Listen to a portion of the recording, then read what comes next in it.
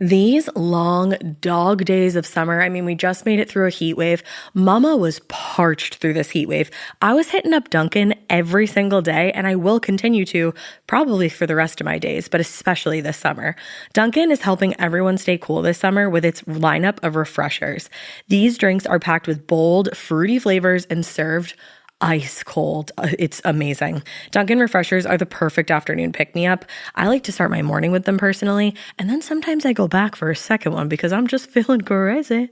They come in a variety of delicious flavors, including fan favorites mango pineapple and strawberry dragon fruit. And then for a limited time, there's black cherry and there's pink pineapple. I'm going to tell you something right now, and it's a bold claim, let me tell you, but I stand behind it. Pink pineapple will change your life. It is so good. It has me feeling like I'm sitting in a pool, resort side, just living, honey. It's so yummy. Try your favorite flavor with green tea, sparkling water, lemonade, or Dunkin's all-new limeade. I haven't tried the limeade yet, but I'm going to. Usually I get my drinks made with green tea and occasionally lemonade, but I do really like the green tea. Or if you don't want to build your own, try one of Dunkin's curated refreshers like the Cherry Lime Ricky or the Ultimate Pink Daydream. The Cherry Lime Ricky, scrumptious. I could drink like 3 of these a day. They're so freaking yummy. Head to Dunkin' today and find your favorite refresher. Dunkin' refreshers contain less than 1% fruit juice. Limited time offer. You know what's really terrifying? That unfinished college degree lurking in the background, just sitting there waiting for you. That's where Southern New Hampshire University comes in. With flexible online degree programs, there's no commuting, no rigid schedule, and no more excuses. Plus, they have some of the lowest online tuition rates in the U.S. Visit snhu.edu/morbid to learn more before your degree becomes just another story about what could have been. Chilling crime cases are mysterious, but finding coverage shouldn't be. With the State Farm Personal Price Plan, you have options and can personalize your plan to help create an affordable price so you can get back to cracking all of life's bigger cases. Talk to a State Farm agent today to learn how you can choose to bundle and save with the Personal Price Plan. Like a good neighbor, State Farm is there. Head to statefarm.com to get a quote. Prices are based on rating plans that vary by state. Coverage options are selected by the customer. Availability, amount of discounts and savings, and eligibility vary by state. Hey, weirdos. I'm Elena. I'm Ash. And this is Morbid.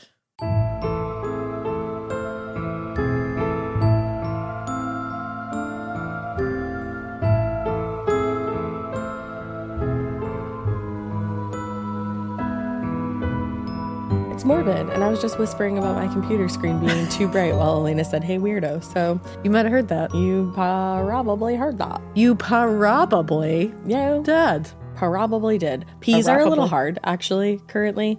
Your girl ate shit yesterday. Oh, my goodness. Actually, before we get to that super duper fun tale, I feel I have a big question to ask everybody. I feel like there's so many terms for falling. Yeah, this is something we've learned over the last few days. Eat shit is one of them. Like, I didn't eat actual shit. I fell. Yeah. And then there's also took a digger, which I say a lot. Like, she took a digger. Yeah. I've had some people look at me like I'm like and they're what? like, what do you mean? She what? You what? It's like, fell, everybody. Took a digger. Yeah. Ate shit. Anything else? What else Took a digger. Took a digger. Ass over tea kettle. I love ass. Yeah. But anyway, so yeah, we were at the Celtics game last night. Elena was nice enough to take me. Woo. It's too soon to talk about. Yeah, it was not a banner game. My guy was out in the first 13 minutes of the game. My guy was killing it. Yeah. So, but on the way there, I tripped up the stairs and I really thought I had saved myself. I was like, oh, okay, we're fine. Nope. Momentum. I put my hands out. Luckily, it wasn't on like the actual concrete. There's like a carpeted stair area that I was lucky enough to fall on, which is also fucking disgusting. Yeah. But yeah, I put my hands out, but it was still too late in the game. So my face skidded onto the carpet. My lip did, my upper lip. And then my teeth kind of like skidded. Like my teeth like bit into my top lip and like took a chunk. Yeah. But I didn't bleed at all. No, she didn't. And it was so funny. And here I am coming at you from the other point of view. One of the funniest things I've seen in a while. I made sure she was okay. Yeah. Through laughs, I made sure she was okay. No, that's fair. But there was a whole shit ton of people in that stairwell. Oh my God. That was all I was thinking about the entire, there was a few thoughts running through my head, but that was like one of the main ones. I was like, oh my God, nobody asked me if I'm okay because I don't want to talk to you. Thank you to the people of Boston. Thank you to the people who were at the TD Bank Garden last night at the Celtics game. We all suffered together because through Boston, that game. And then you guys did us a solid and yes. you did not ask Ash if she was okay. You just cleared the fuck out of that stairwell. No, because Boston is one of the only places where you'll ask someone if they're okay and they'll tell you to fuck off. Yeah. Like, so nice. Yeah. Thank you. Nice. I don't want you to ask me if I'm okay right now because I'm horrified. Yeah. I'm mortified right now. Mortified. So I that can't. was great. I looked around and I said, wow, everyone cleared out. And then I said, are you okay? And she was holding her mouth and I said, if you spit out a tooth, I'm going to ask you to put that back in so we can see the playoffs. and I would have. But she wasn't. She wasn't missing a tooth. She wasn't bleeding. But it was one of those falls that's like slow motion. And I said, oh, she's going. And then I had no time. Even though it was slow motion, I had no time to do anything about it. Because it was slow motion and so fast. It was. Because then once her hands hit the ground, the momentum just took her into like, kind of like a crow pose. like a no, my like feet a non-consensual crow pose that she did not intend to go into, but then her face hit floor instead of yoga mat. Yeah. And it was something. It was something. So now I have like a blood blister on the inside of my lip. Yeah. And like one side of my lip is like a little swollen. I know, I feel bad. I'm not in any pain whatsoever. It's just like annoying. It was an omen for the game. I know. Because they some of them did their best. Some of them did really they all well. did their best. I think it was just an off night, but that's okay. Because for all the non-sports people, we're just in the second round of the playoffs. We're playing the New York Knicks, which like rivalry. So anytime I saw a Knicks player pop up to any of our listeners who are a Knicks fan, any of our listeners who are Knicks fans, like we're to fight. Listen, we love you always, except at the TD Garden. Except during the playoffs. That's our house. When I don't love you. Yeah. Anytime I saw one of them pop up to cheer, I was like, sit the down. fuck down. But it's okay. We had a blast. We had so much fun. I hope Kristaps Porzingis feels better because that's my favorite player and he got sick. I hope they play Pritchard more next fucking game because they should have. It was sad. It was sad. I knew he was sick. I know him. I know Kristaps. Yeah. I don't, but I know him. My old friend Kristaps. So as soon as he came out, I said, "Uh-oh, he's sweaty," and he was sick. So hopefully he's better for game 2 because we need him. I think it's just a tummy thing. I think it was a tummy thing. Yeah, too. by the time this comes out, you'll know who won everything. I'm sure you listen, Kristaps. So I hope you feel better. Hey. Well, but yeah, that was our sports night. I know. I don't like any other sports, but Elena's made me a basketball fan. The Celtics are just fun. It's really just fun. That team, don't worry, we'll stray away from this because I'm sure a lot of people are like, I don't give a shit. The Celtics team is just like a really likable group of dudes. No, they are. And they all like volunteer at Boston Children's Hospital and they protest for great things. And like, they're a likable group of dudes. So they're easy to love. We'll keep them. If you're looking for a team to love the Celtics. And if you think that you don't like sports, try basketball. Yeah. It's fun. All right. Never did I ever think we'd have a sports discussion on this show. No, but here we are. Hey, there's a first for everything. But I have a really interesting case today. Dave found this. Shout out to my boy, David. David. It's still sports coded. I can hear Dave right now being like, no. Don't do that. Don't do that. He's like, never do that again. He's like, that was too much. We're like, come on, David, go team. Okay, David. We just like hit his butt. He's like, this is a felony. This is assault. He's like, I work for you. Stop. Where's HR? Okay, anyway. We're going to talk about the Norco Shootout today. Hell yeah, we are. Which is fascinating. Yeah. I hope I don't come off as like super fucking ignorant right now. I had never heard of this. No, it's okay. Not everybody's heard of everything. I've heard of so much. I've heard of the term I've heard of like that. The Norco Shootout. Like it's like how everybody knows Waco, you know? I did not know any of the details of this, so I am in the same boat as you. Okay, I'm so happy to hear that. Yeah. We're ignorant bitches together. In a boat. Okay. Well, did you say in our boat? In a boat. In a boat. I'm surprised you put yourself in a boat. It's an ignorance boat. So, Okay. so I didn't even know I was getting into it. I was ignorant to that. So the Norco Shootout and the robbery that initiated it are among the most shocking and violent events in California's history, which is why they have achieved a certain level of notoriety throughout the years, except to me. However, while the acts themselves are usually the focus of discussion, it's really the men who committed the crimes that made it especially surprising and notable. Yeah. They are interesting, to say the least. Not in a good way, but they're fascinating people. George Wayne Smith and Christopher Harvin, the men who planned the heist, they weren't members of any kind of real criminal organization. They also weren't even really desperate for quick cash. It wasn't like they needed to pay for something or were in dire straits or anything like that. Which is usually where these all begin. Yeah. Like you've all seen the cheerleader movie where they steal money. What's that called? Sugar and Spice? Sugar and Spice. Yeah, I'm going to watch that this weekend. That movie. I love that movie. That's a movie. But in fact, they actually had no criminal record and really didn't have any interactions with law enforcement in their past. Huh. Which is wild. That's crazy. So why did they plan this elaborate robbery? Well, they were devout members of an apocalyptic sect of Christianity. There it is. Who were convinced that the world was coming to an end. Yep. And they thought they were going to need resources in order to survive the end of civilization as they knew it. That just makes sense. It does. It just, when you said that, I was like, yeah, that's the only other reason you would do that. There is only one, I don't know if it was a TV show or a movie made about this. There's only one. It was made in 2006. That's crazy. And then there was going to be a movie, but it doesn't look like it ever came to fruition. What are they waiting for? I would like to watch this. And by the end of this story, you will too, because wow. Interesting. Wow. So, as author Peter Houlihan points out, both George Smith and Christopher Harvin were part of the first generation to live their entire lives under the threat of nuclear war.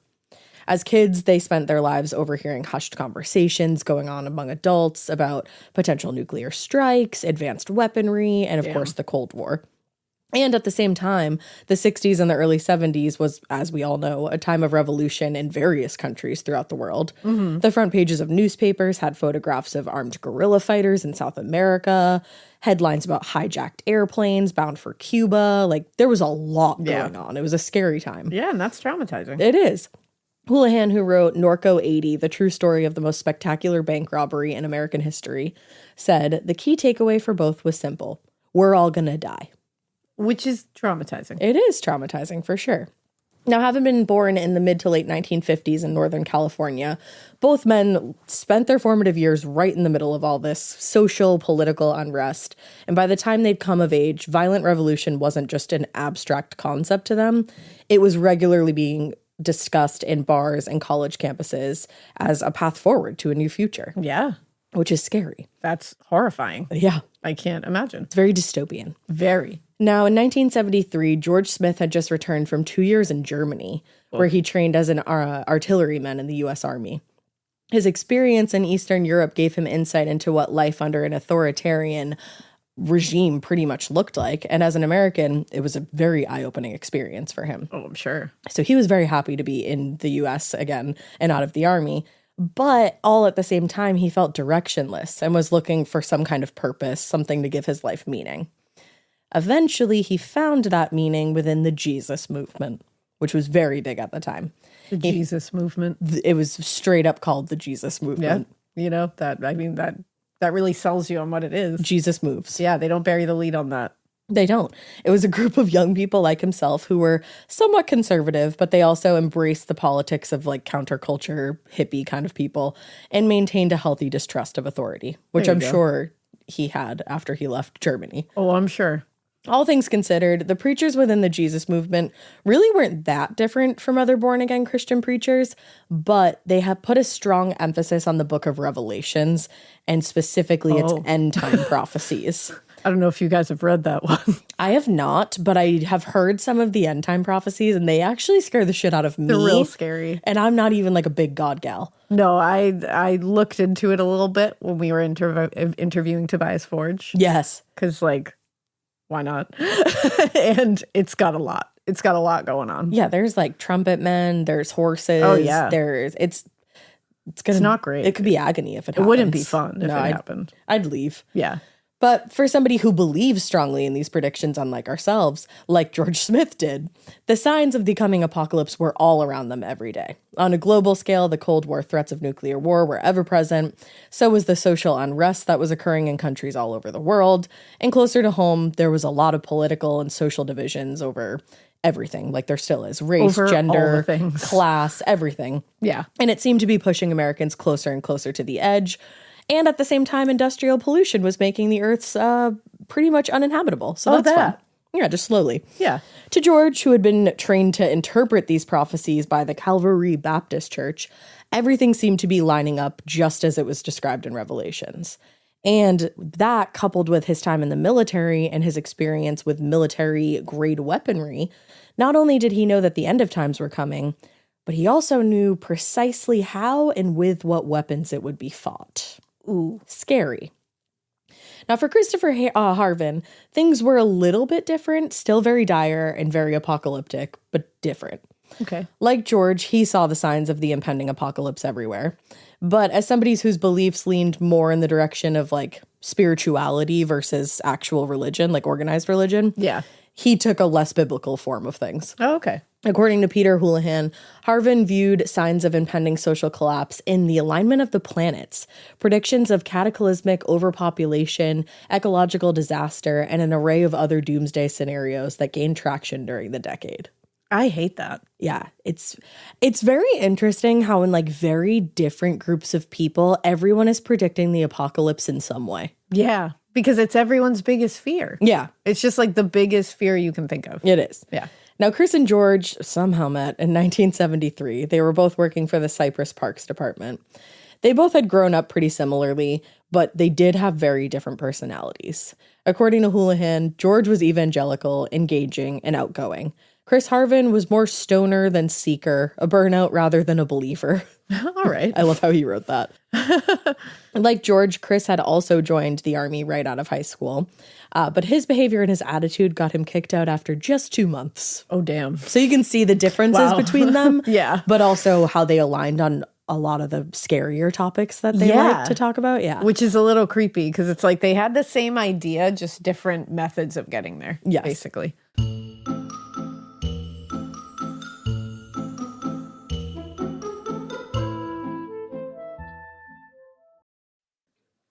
This part of the show is brought to you by Anua, the Korean skincare brand known for scientific, gentle, yet effective formulations.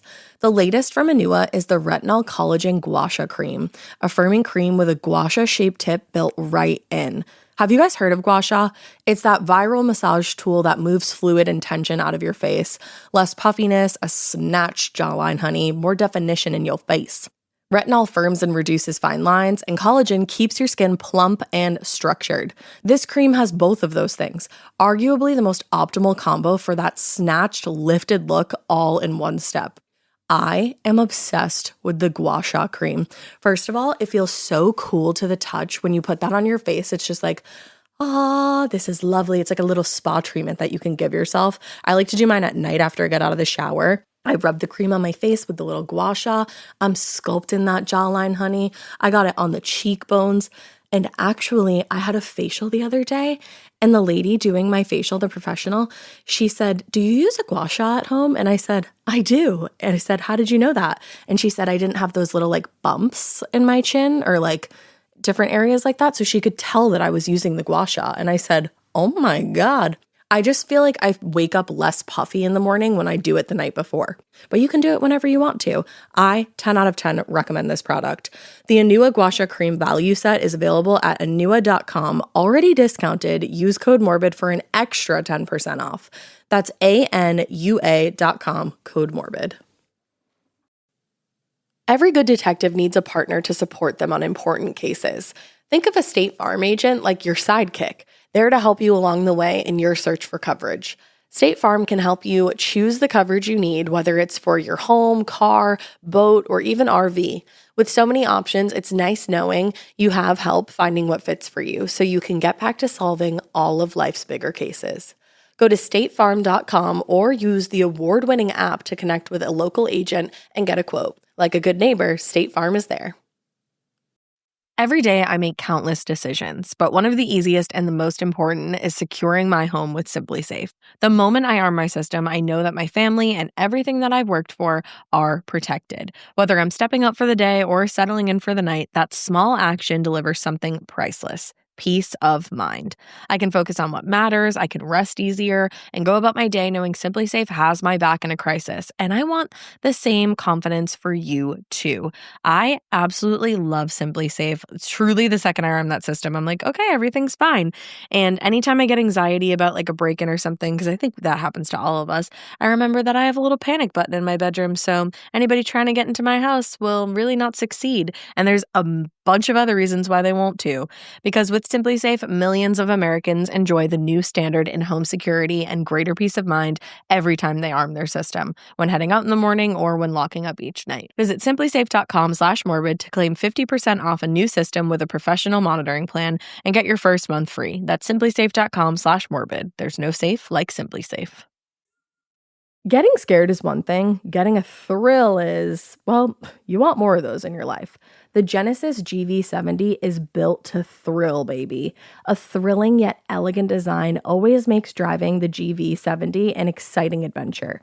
Its powerful athletic stance screams performance and turns heads. Everybody's looking at you, girl, or boy, or whoever. Command the road and experience a class-leading standard 300 horsepower. Oh my God. Plus, discover the different dynamic drive modes for all different terrains. Choose between the different terrain modes for whatever road conditions you may encounter. The Genesis GV70's award-winning technology and performance lets you drive with comfort and drive with confidence all at the same time. It's an exciting SUV with intuitive tech that can make your ride smooth even when the road isn't. And its blind spot cameras allow you to see what's next to you. It's like having eyes on the side of your head. That's pretty iconic. Its performance, by the way, is measured not only in power, but in how it makes you feel confident, sexy. The Genesis GV70. Learn more at genesis.com and feel the GV70. This episode is brought to you by SoFi, the all-in-one finance app where you can bank, borrow, and invest all in one place. Let's talk about bank accounts for a second. The average bank savings rate is 0.39% in interest. You're earning pennies on your savings, and it doesn't have to be that way. But with SoFi's high-yield checkings and savings, the money barely making moves sitting in your savings account can earn over 8 times the national average savings rate with eligible direct deposit. No account or overdraft fees. We love transparency. You can get your paycheck up to 2 days early, plus get up to a $300 welcome bonus when you sign up with eligible direct deposit. Sign up for SoFi checking and savings at sofi.com/morbid. SoFi checking and savings is offered through SoFi Bank, N.A., member FDIC. Terms apply.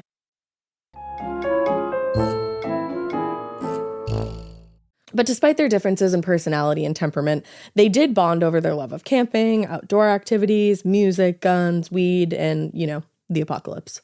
They were both in agreement that the world was coming to an end and that it was happening soon, actually. Damn. Now, Chris believed, so obviously George believes that it's like a biblical thing. It's going to be like in how they say it in the book of Revelation. Trumpets and all that, and the 4 horsemen. Exactly. The apocalypse. Exactly. Chris, though, this is interesting, and I kind of want to look more into it later. He believed that the end of the world or the apocalypse would come as a result of what he called the Jupiter effect, which would happen during a rare alignment of planets that would result in major tidal shifts and eventually a massive earthquake that would, it would just tip everything right off the scale. George's vision of the end of the world, like I said, was more biblical. After the rapture, which he believed would happen in 1981, the world would be thrust into 7 days of Armageddon and everybody would be scrambling for safety. Damn. So, for 3 years, they spent their days talking about that. That's healthy. Yeah, totally. Talking about how they'd survived that, how they would survive it, what types of resources and knowledge they would need to just get through this impending apocalypse. Damn. Chris, like I said, he wasn't religious, and he also wasn't exactly what one would consider a follower, but George was engaging and very persuasive when he talked about his beliefs. And since Chris was already in that headspace, he was drawn deeper and deeper into George's paranoid fantasies and started to take them on himself. That makes sense. It does. That could happen. Yeah, you're spending all your time with this person. Yeah. And you do believe in one thing so wholeheartedly together. Yeah. Like, it's you can gonna understand happen why that group thing can happen. I mean, you see it happen all the time. and you never think it could happen to you, but yep, it can. there it is. So Chris actually left the Cypress Parks department in 1976. He wanted to find a job closer to home.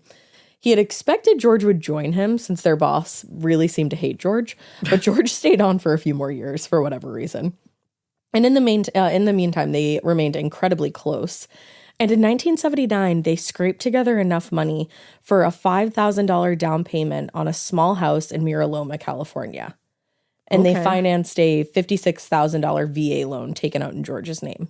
Jeez. This would be their home base. They were moving in together. And it was going to be the shelter that they would fortify and that would protect them from the coming apocalypse. It's getting a little scary. So they're moving in together. I don't like that. And creating basically like a bunker. Yeah. Yeah. That's just an echo chamber of delusion and paranoia. Yeah. That obviously does not end well. Not healthy. No. So Mira Loma is in Riverside County, and it's just about 45 miles away from LA. It's always been a relatively working class town. Neighbors are said to be pretty friendly. Most people take pride in their home's appearance. And that's exactly why George and Chris stuck out. One neighbor told a reporter bluntly, they were weirdos. I mean, which like usually I'd be mad at, but they're ready. There's a certain like weirdo that it's where you put that emphasis on it, I feel like. Or the way you said that, they were weirdos. Like that's bad. You guys like us are like weirdos. Yeah. They're fucking weirdos. Yeah. They're apocalyptic. Yeah. You know? That's different. Just wait. They let their lawn grow out and they rarely tended to it, which is one thing that's like annoying. But here's the real kicker. They built a 10-foot high fence around the backyard, basically to prevent anybody from seeing what they were doing back there. The fence was supported by 3 feet of fiberglass and cinder block. And George ran concertina razor wire around the top to keep people out. Wow. And should anybody make it past that razor wire, the two men had hammered hundreds of carpet tacks to the sides, sharp side up, so that anything that came into contact or like tried to hop over that fence would be shredded. Whoa. Yeah.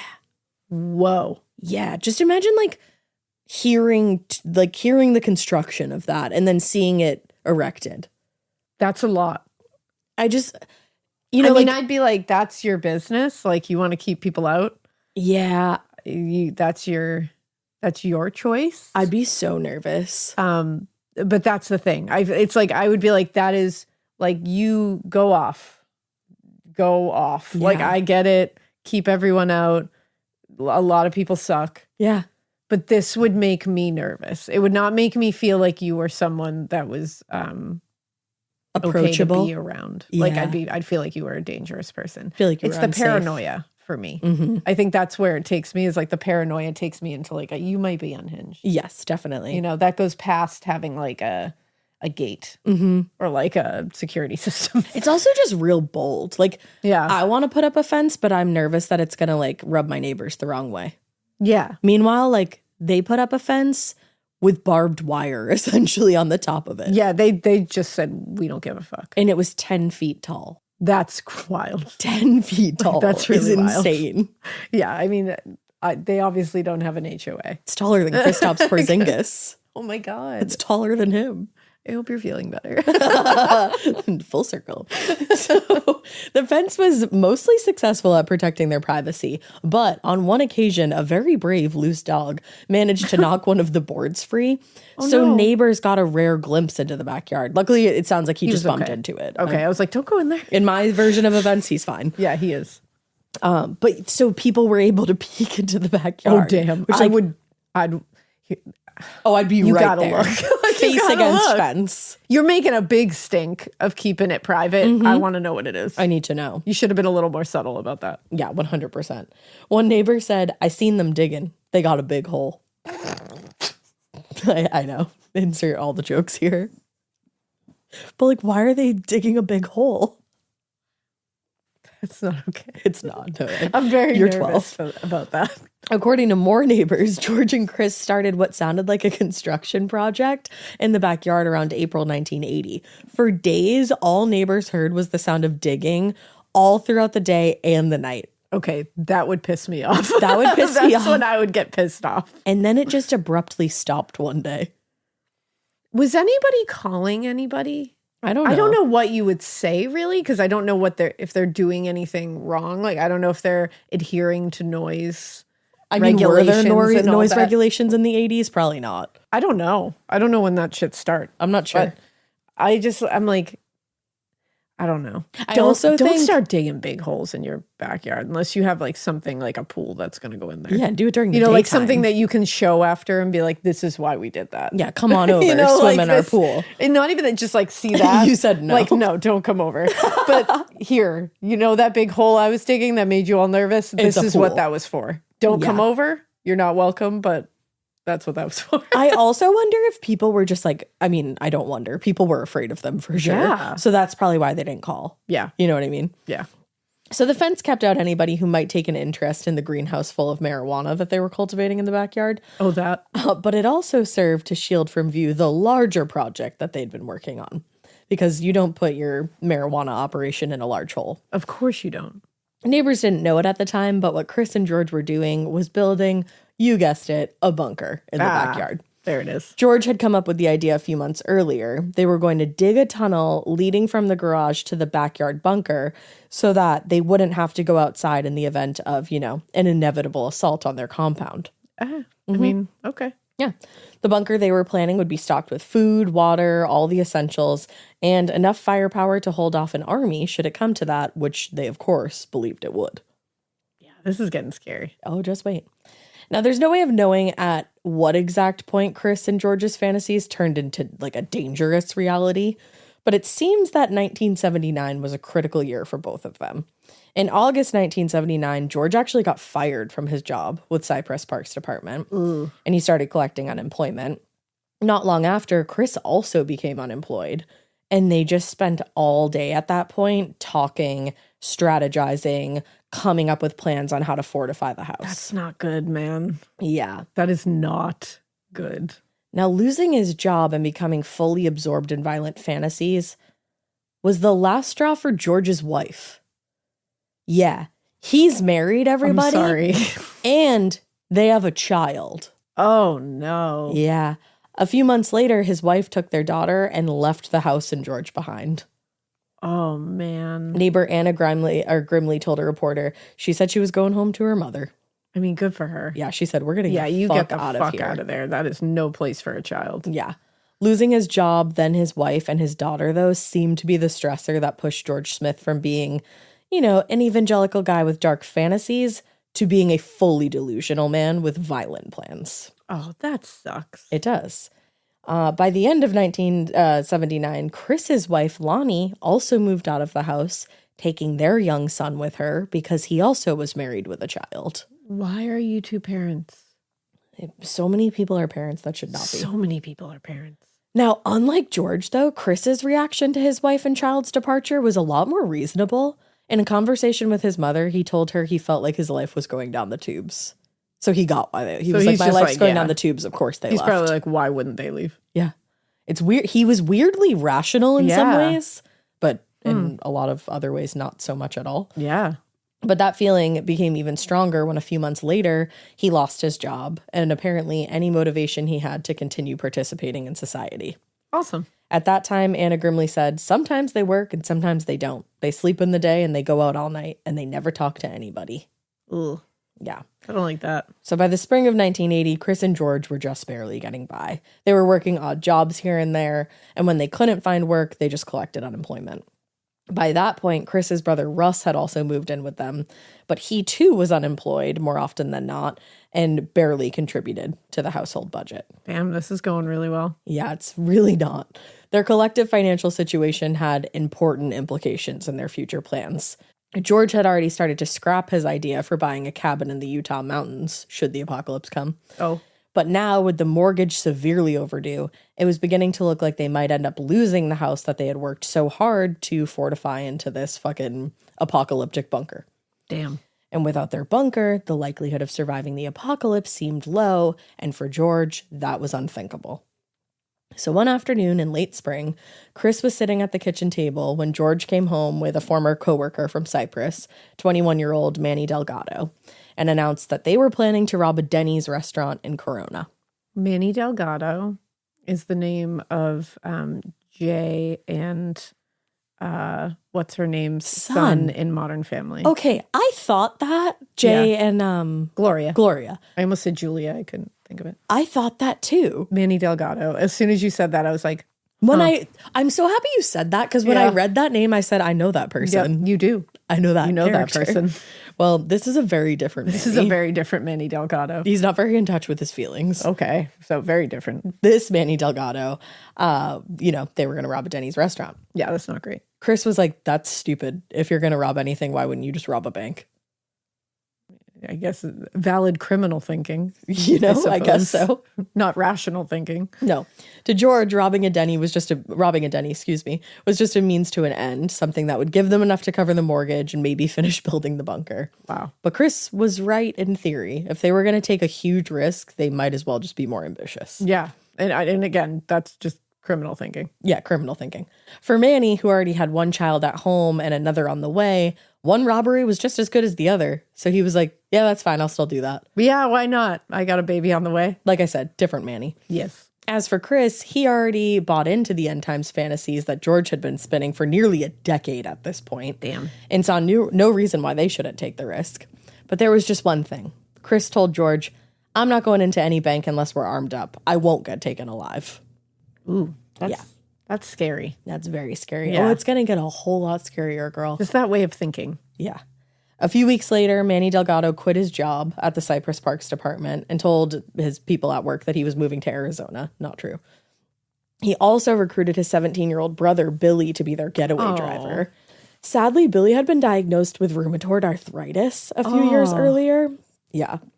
And he was 17 too, so young. Yeah. And I mean, he was even younger when he got diagnosed. He was constantly in pain, and he actually expected the disease to get even worse by his mid-20s. So according to Houlihan there, the author, Billy, quote, figured he had nothing to lose and agreed to drive. That makes me sad. That's a big tragedy. With their driver in place, the men only needed one more person, and they didn't have to look very far to find him. Throughout their lives, Chris Harvin and his brother Russ hadn't really been especially close. In fact, if you had to describe their relationship, someone would probably say that it was just straight up adversarial. Oh, yeah. If not just plain strained. But prior to moving in with Chris and George, 26-year-old Russ just lived at home with his parents and spent a lot of time hanging out in his room getting high. Productive. Yeah, he's got a lot going for him. More importantly, Russ didn't share his brother's interests in New Age spirituality or astrological prophecies. He also did not believe that the world was coming to an end anytime soon. You know what? It's niche. It is niche. I understand. Yeah, so they didn't have a lot in common. But at the same time, Russ didn't really think he had anything going for him. So when Chris and George asked for his help with the bank heist, he was like, all right.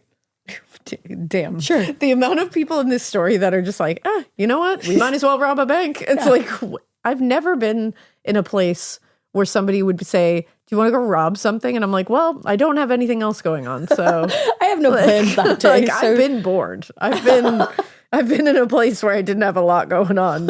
I've been bored. I've been between jobs and it wasn't ever an option. Yeah. For most people, I don't think it is. Yeah.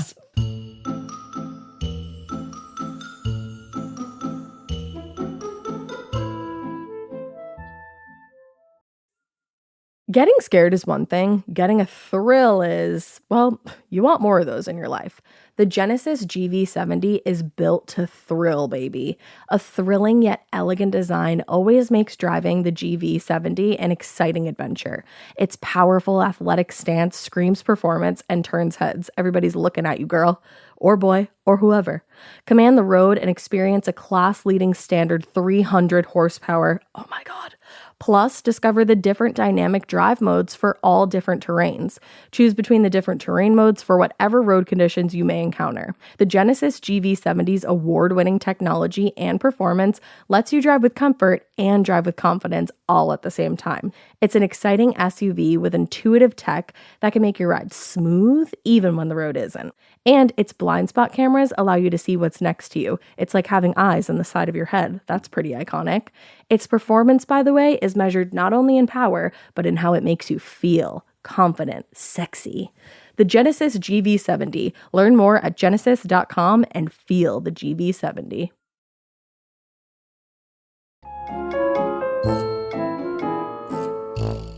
But the final and arguably most important piece of this plan to them was weaponry. Having both grown up in conservative and somewhat rural parts of California, and again, both having spent time in the military, Chris and George were what would appropriately be called gun enthusiasts. They like a pew-pew. Did you just say dang pew-pews? They said they like a pew-pew. They like a pew-pew. Even before they moved into the house together, they both already had collected a surprising number of handguns, shotguns, and hunting rifles.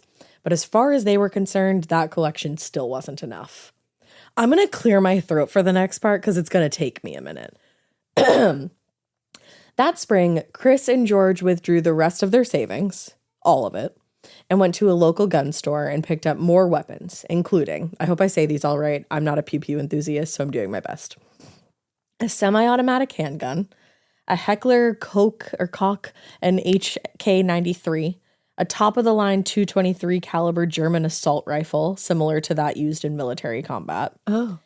And then a few weeks later, they returned to the store and bought a Remington 870 Wingmaster shotgun, what's more commonly known as a riot gun. Then that wasn't enough, so a week later they were back yet again and bought an uncommon, one might say, amount of ammunition, including hundreds of rounds of .223 bullets, high-capacity magazines, and 40 shotgun slugs, quote, powerful enough to crack the engine block of an automobile. I'm sorry. What?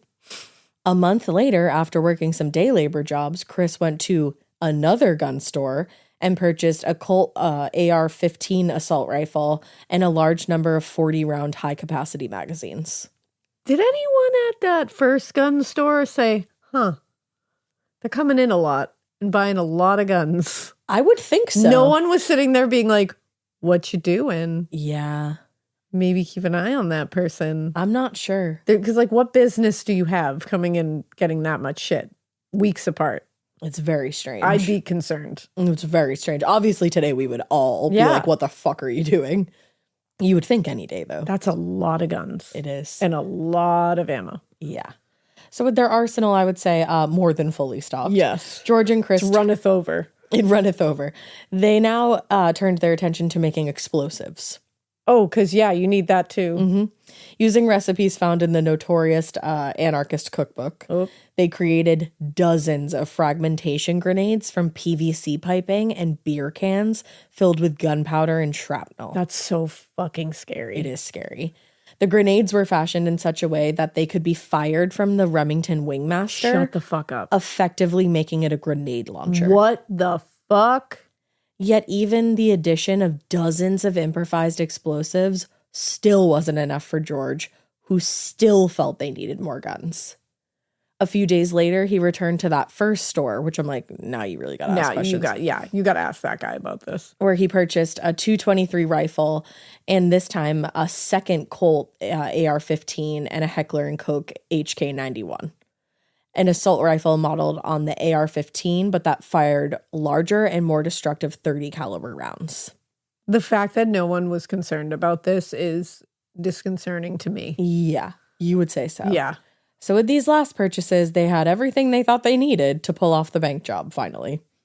Holy hell. Yeah. Now, interestingly, I didn't actually know this. By the 1960s, the FBI had labeled LA the bank robbery capital of the world. What a title.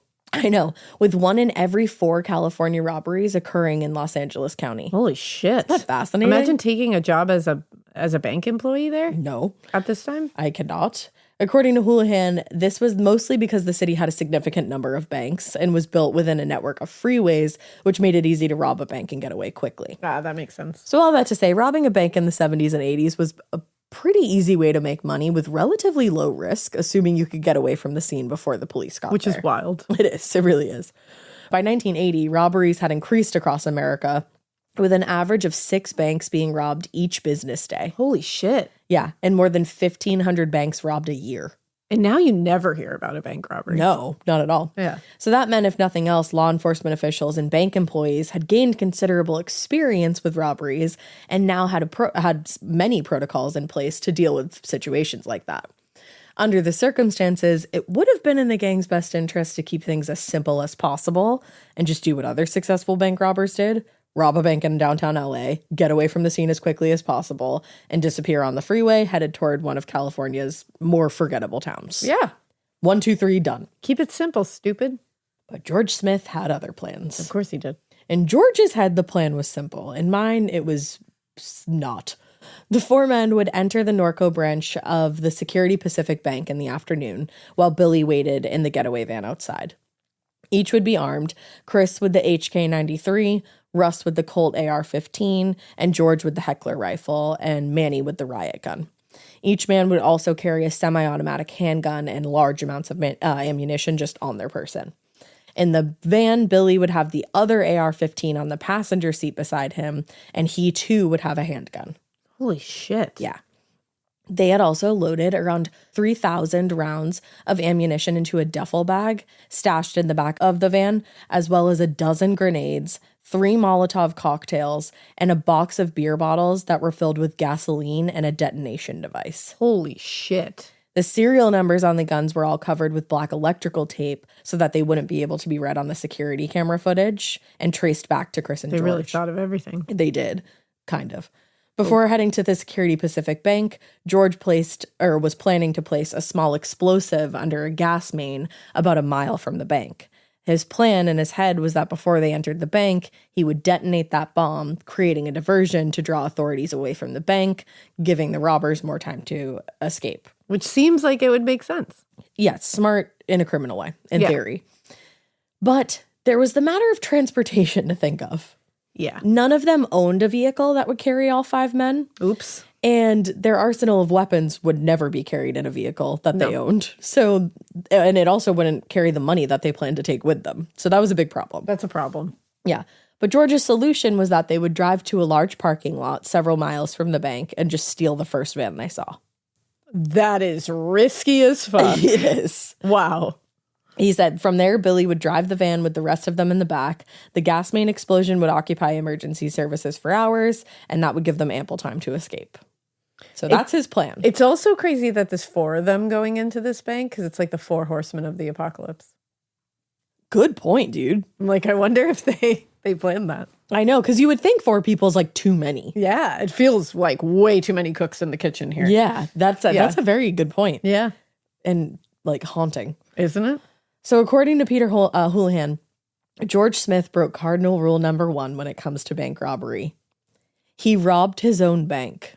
Shut the fuck up. He robbed his own bank. That feels like the first day of freshman year of bank robber school. They tell you the number one. Hi, welcome to bank robber school. We're going to tell you something that we think you don't need to know. Yeah. Don't rob your own bank. Yep. They have literally all your information. All your information. They recognize you. They know you. And you're stealing your own money back. Like, what? I can't. And I just told you how many banks there are in LA. Yeah. There's a shit ton of banks. So many other options. Why? Wow. So yeah, that was incredibly risky because rather than robbing a bank in downtown LA, like I said, where no one would have recognized him, he chose to rob a bank where employees were familiar with his face and his voice, which was not that hard in a town of only 20,000 people. But more than making bad choices, it was actually really just a lot of bad luck that caused things to go wrong. Maybe bad karma, one would say. Yes. On the morning of May 9th, which is interesting because it's May 6th right now. We always do that. We always do that. And we never mean to do that. No, I picked this case promise like you that. Literally like not knowing anything. Yeah. So that's weird. That's crazy. So on the morning of May 9th, all 5 men loaded into George Smith's Blue Matador and headed to Norco, stopping at the Westminster Mall about half an hour from Norco just after 9:30 a.m. General telephone service worker Steve Cantelli was sitting in his van just flipping through a Thomas's guidebook when 3 men appeared at the driver's side window and pressed a .38 special to his head. One of the men shouted, "Get out of the fucking van now." And Cantelli complied. He said, "You got it." Sure. As soon as he stepped out of the van, he started running, but to his surprise, no one followed. Instead, a man sitting in his car a few yards away just watched as the 3 soon-to-be bank robbers opened the back of the telephone van. And have now caused a scene. Cool. One of the men climbed in the back, only to emerge a few seconds later, shaking his head.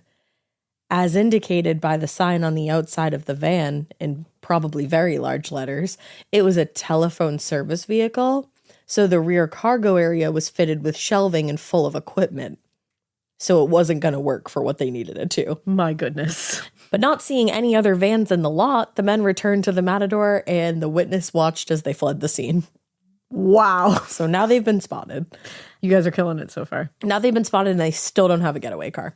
So after leaving the lot, George drove about 3 miles down the road to the, I think it's Brea Mall? Brea Mall? The Brea Mall, thinking that they would surely find another van there. Of course. Why don't we leave this up to chance? Yeah, of course. His assumption turned out to be a reasonable one, although they had to wait a few hours. Eventually, they spotted a mid-70s Dodge Tradesman van with a faded logo on the side that read Dumano Cappuccino. Known for being large and powerful, the Tradesman was exactly the kind of vehicle they were looking for. So this was good. Okay. The driver of the van, 35-year-old Gary Hakala, had stopped at the mall around 11:30 that morning just to get some parts to fix a broken side view mirror on that actual van before going to deliver the freeze-dried food that he had in the trailer hitched to the back of the van. He noticed the men in the blue sedan as soon as he pulled in the parking lot. They appeared to be staring at him intensely as he parked. Concerned that the men in the cars might be looking to steal from other cars in the lot, Gary grabbed the padlock from the dashboard, intending to lock the trailer before going inside. But he barely got the lock in his hand when both doors of the van flew open, and Gary had 3 guns pointing in his face. Jesus. Manny Delgado told him, "I swear to God, we will fucking kill you if you try anything." I'd just be like, okay. Yeah, he basically That's did. all you should do in that situation. Yep. That's exactly what he did. But they forced him to the ground. He got a good look at the driver, though, Billy Delgado. But once he was on the ground, they taped his hands and ankles, placed a paper shopping bag over his head, and threw him in the back of his own van. Oh, no. Now they have a hostage. Oh, no. Well, now with their hostage, Billy started the van with George and Manny in the back. And when they pulled out of the lot, Chris and Russ followed behind in George's car. Oh, shit. With the bag over his head, Gary couldn't tell where they were or where they were even going. They drove for a short distance, and then he felt the van come to a stop, and he could hear the men removing the trailer from the hitch. Now free of the trailer, they started driving again, this time for about an hour before they stopped a second time. This time, Manny forced Gary into a small equipment cabinet in the back of the van, so all he could do was listen to the sounds of the men loading equipment in the back. And then the 3 carjackers were joined by the 2 other men. Oh, so everybody's so bad for Gary. I know, this poor man. So now everybody's getting in the van. Then Billy drove a little ways until they reached the gas main a few miles from the bank, and George jumped out and placed the explosive under the main. From inside the cabinet, Gary heard George jump back in the van and shout, "It's a go, go, go, go." Then the van lurched forward and they were driving again. 10 minutes passed before it came to a stop in the parking lot just outside the Security Pacific Bank in Norco. Now, until this point, the gang had made a few mistakes, chief among them being seen by at least 3 witnesses. Yeah, that's a big deal. Yeah, that's not great. But here's where the element of bad luck / bad karma really comes into play and throws George's plan fucking off the rails entirely. By the time they arrived in the parking lot, George had detonated the explosive under the gas main. But rather than cause a large explosion as they thought it would, it started a modest fire. Oh, no. Which I'm so happy about, and it makes me loll a little bit. It is great that that's what happened. Yeah. Yeah. That fire was almost immediately spotted by a passerby who flagged down a truck driver, and that truck driver literally just used a fire extinguisher to put out the flames and went about his day. Good for him, man. There was no need for any kind of large emergency response. Distraction? No. So that was bad. Now, the gang in the van realized this, but by then they'd already put their plan in motion and nobody seemed willing to back out. Oh, man. The second instance of bad luck came in the parking lot of the Security Pacific Bank. As soon as Billy Delgado put the van into park, the 4 heavily armed men piled out of the back and made their way into the front door. I can't imagine witnessing this. Seeing this. Because they all have ski masks on. That's and they're terrifying. Heavily armed. Unbeknownst to them, though, an employee from the bank across the street, because there's another fucking bank, witnessed what was happening, as did the 2 mothers and the pack of Cub Scouts standing outside the bank. Oh my God. Yeah. But still, the men blew past the group and burst into the bank. George, brandishing the Heckler rifle, yelled everybody down, while the 3 others secured the dozen customers who were in the lobby. Oh, God. George went up to the teller and said, if there are any alarms or anything, there's going to be a lot of dead people here. Ooh, that's fucked up. Then he handed over one of the duffel bags and demanded the teller fill the bag with $20,000. It'd be about $77,621 today. Wow. So, solid chunk of change. Yeah.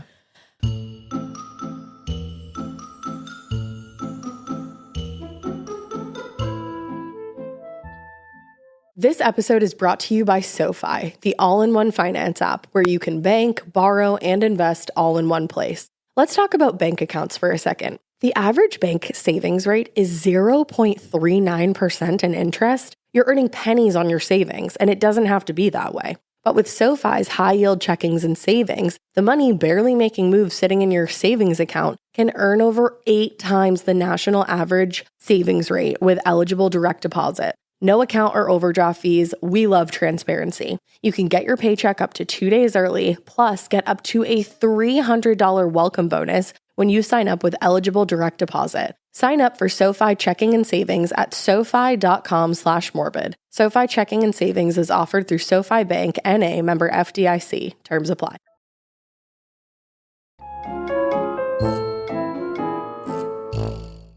Now, although they'd seen the group standing outside the bank, it didn't occur to any of the men that one of those mothers would have called the police. No.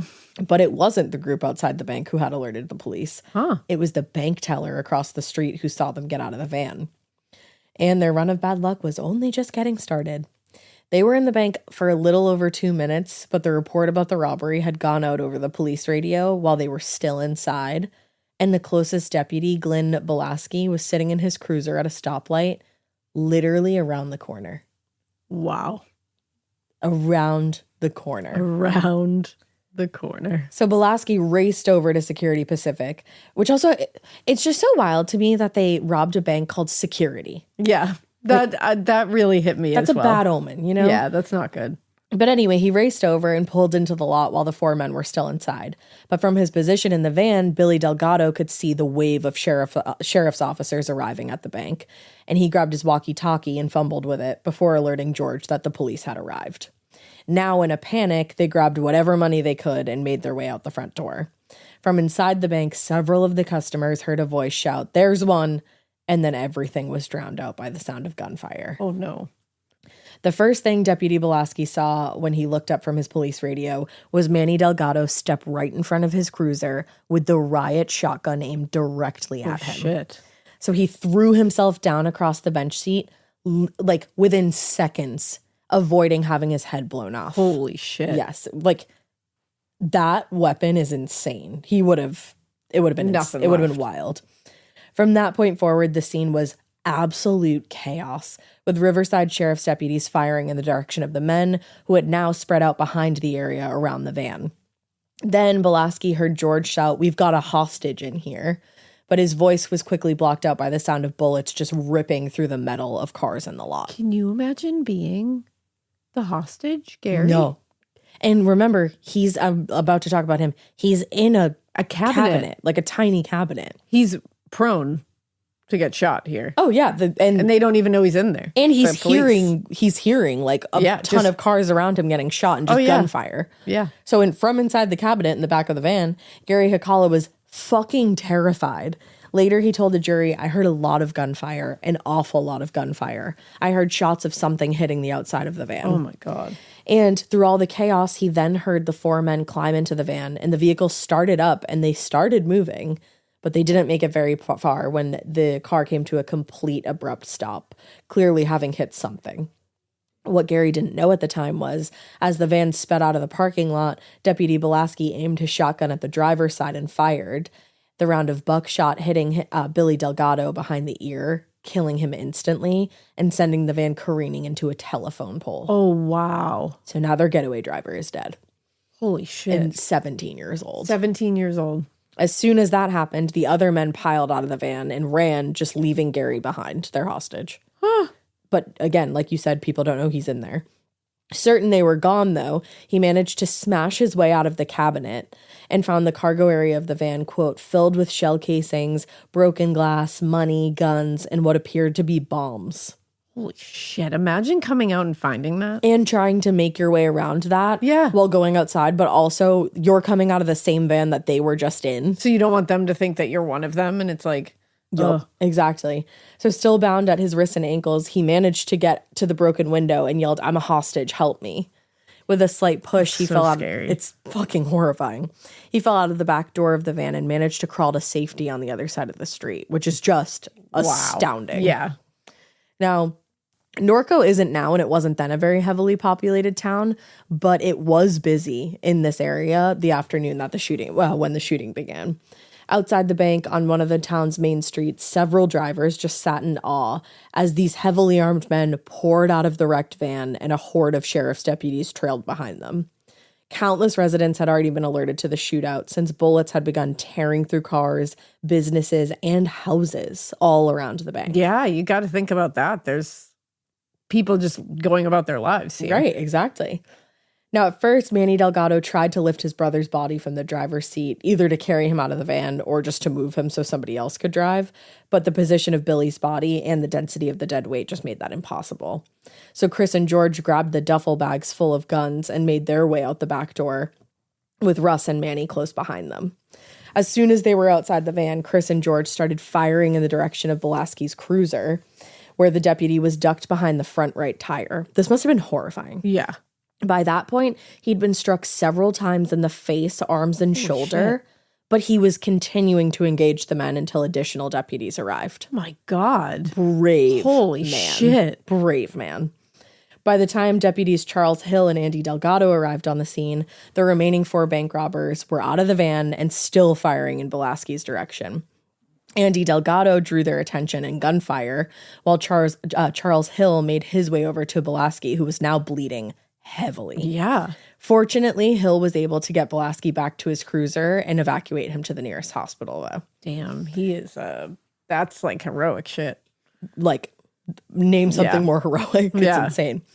As the gunfight ensued, George spotted a Ford F-250 stopped at a nearby light and just started walking toward it, like Michael Myers style. Hate that. Inside the truck, the driver, 24-year-old Mike Linville, spotted George coming in his direction. Remember, he's wearing a ski mask and holding, like, however many guns. No, thank you. So he sees George coming in his direction and then also notices 3 other men not far behind him. Manny Delgado was the only one who did not have his face covered with a ski mask.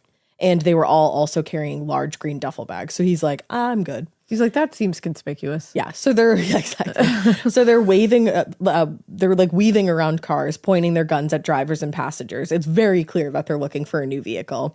And he knew that his truck was probably exactly what they wanted. So rather than sit it out and wait for them to order him out of the truck, he threw open the door, jumped out, ran toward the bank parking lot, scrambled up a cinder block wall, and found safety on top of the Century 21 Realty building.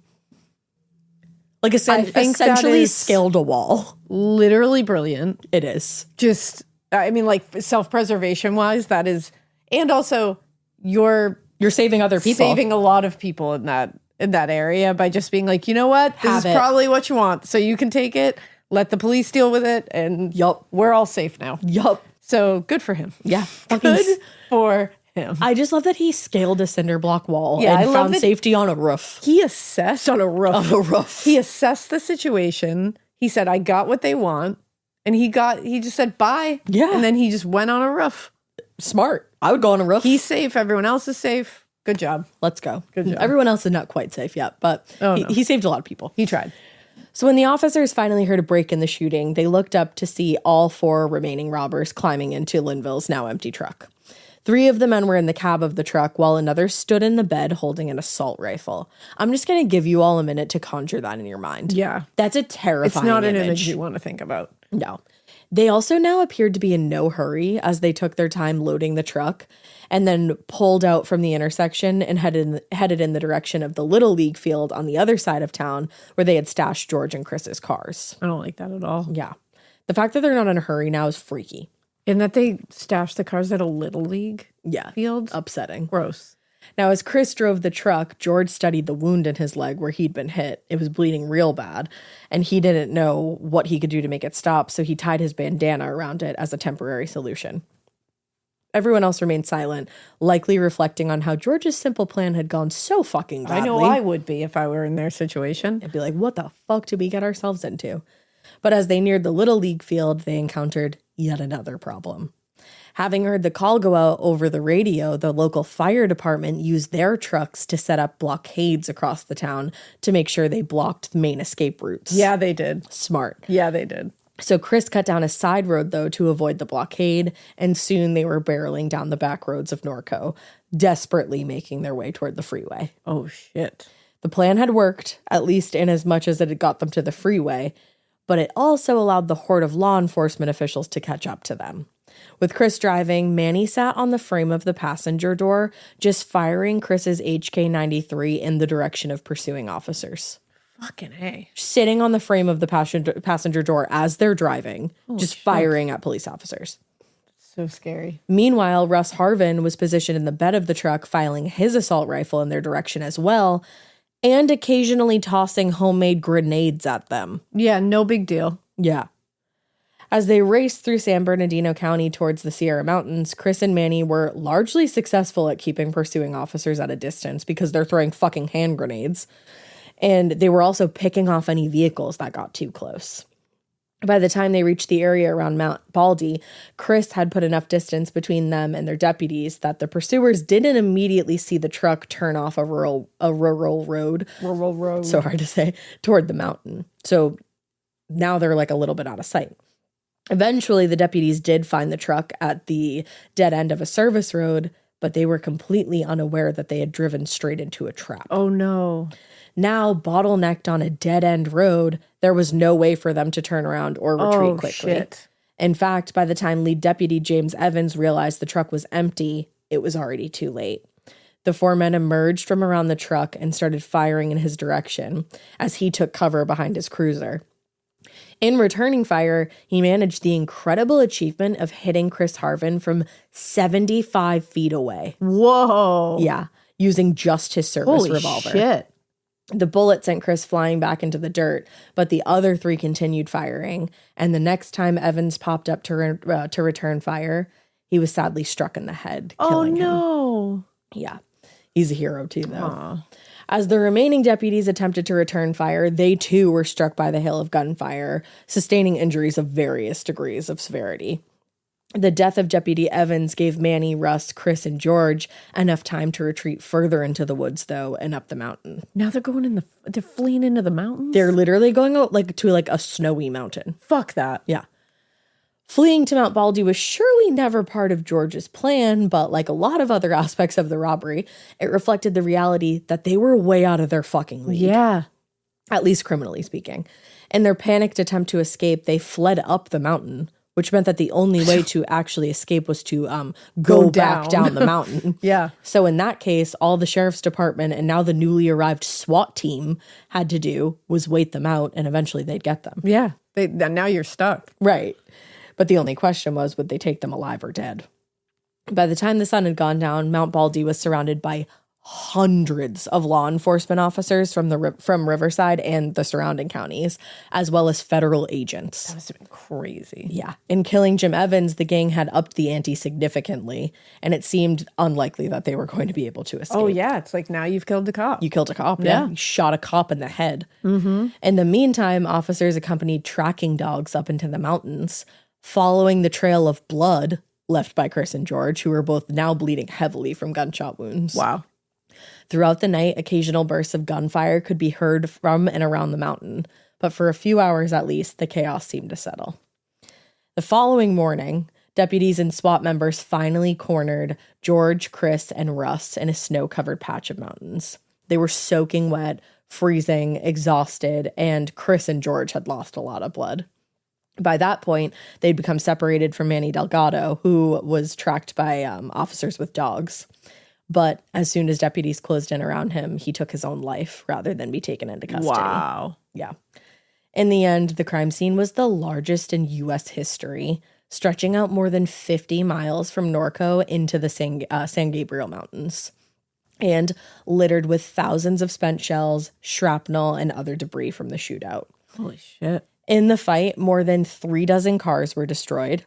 A San Bernardino County helicopter was badly damaged. What the fuck? And countless homes and businesses in and around Norco showed evidence of having been hit with fire. Oh, I'm sure.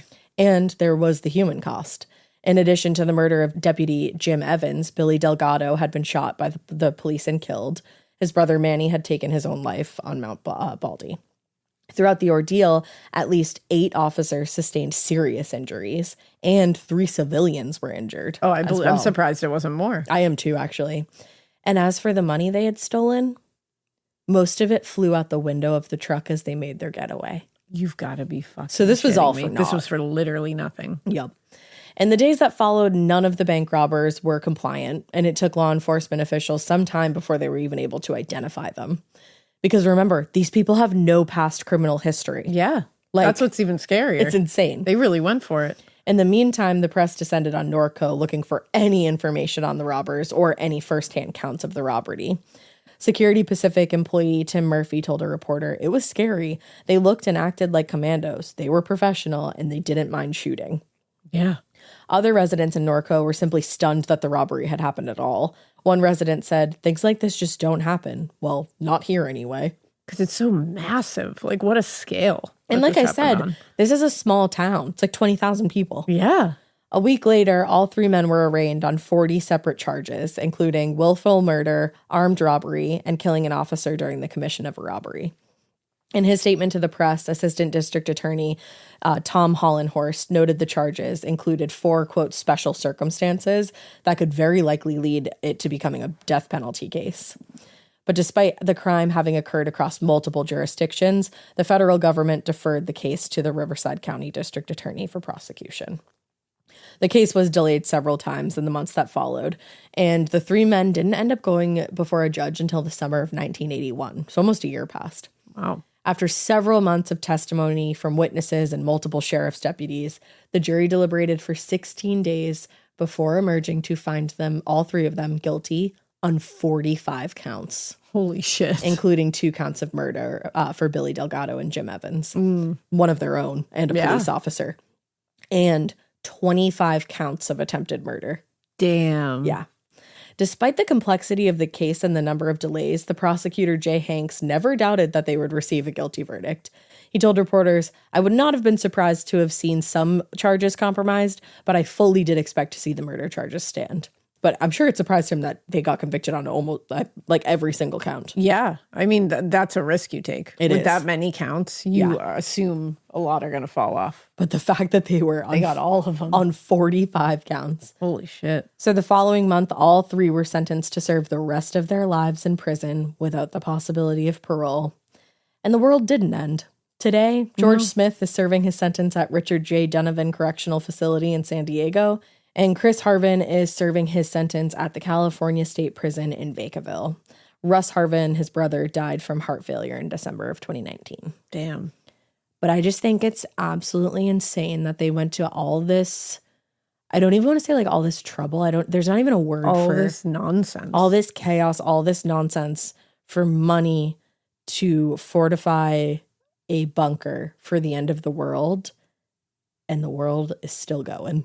It really, and that's the thing. And also that they put themselves in this position where they could easily have been killed. To survive. Because they didn't want to die. Yep. Like, make it make sense. It's a truly fascinating case. And that there's not one part of me that believes that was a simple reason for this, because if it was simply that, they would have done what every other bank robbery was doing at the time. Right. Run in there, get the money, run out, and go hide somewhere with your money. I think they were looking for... They went so far, I think they wanted to cause chaos. I think so, too. Yeah. I absolutely They were looking to scare people, to terrorize people. Yeah. Yeah. Absolutely. Because they were scared and terrorized. Yeah. So they wanted to, spread that. Yeah. I think so. And I think they wanted some kind of notoriety. For sure. For sure. Yeah. Which the case has notoriety. They don't. They really don't get even talked about that much. Well, nobody knows their names. Nobody knows their names. You know they the just name know of the case. Norco. And remember, Jim Evans. You remember that name. Absolutely, you do.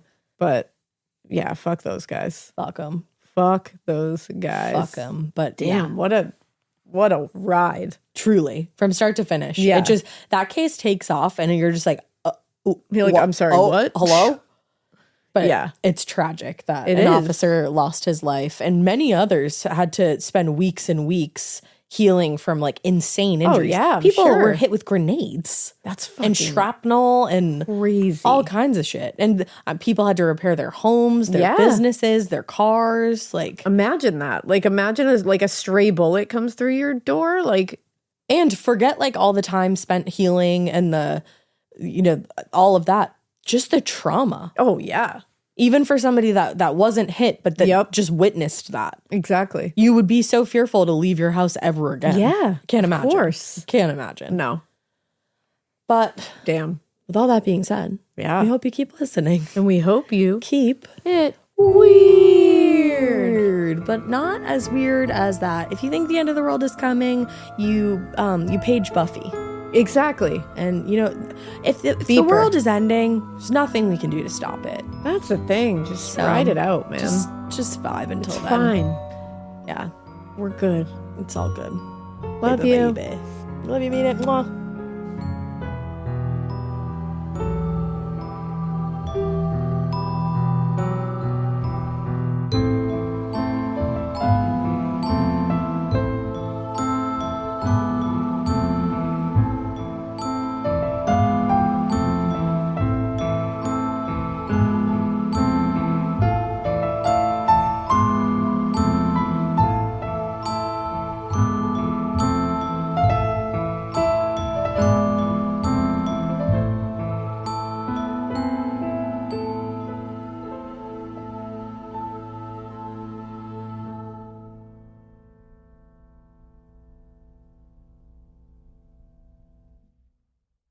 Talk about regrets. We all know someone who's been in a car accident and said, I don't need to call a lawyer, only to regret it after their pain and damages were worse than expected. When someone hurts you, you deserve to be compensated fairly. Morgan & Morgan is America's largest injury law firm, fighting for the people for over 35 years. Injured? Visit forthepeople.com/podcast. That's forthepeople.com/podcast. Their fee is free unless they win. Traditional home security only alerts you after a break-in, and that's too late. SimpliSafe is changing that. Stop. This is SimpliSafe. Police are on the way. We don't just alert, we stop crime before it starts. SimpliSafe, plan starting around $1 a day. Save 50% on your new system with professional monitoring at simplisafe.com/SXM or with promo code SXM. Outdoor deterrence requires a SimpliSafe Active Guard outdoor protection plan starting at $49.99 a month. Visit simplisafe.com/licenses for alarm license information. Tennessee 2012.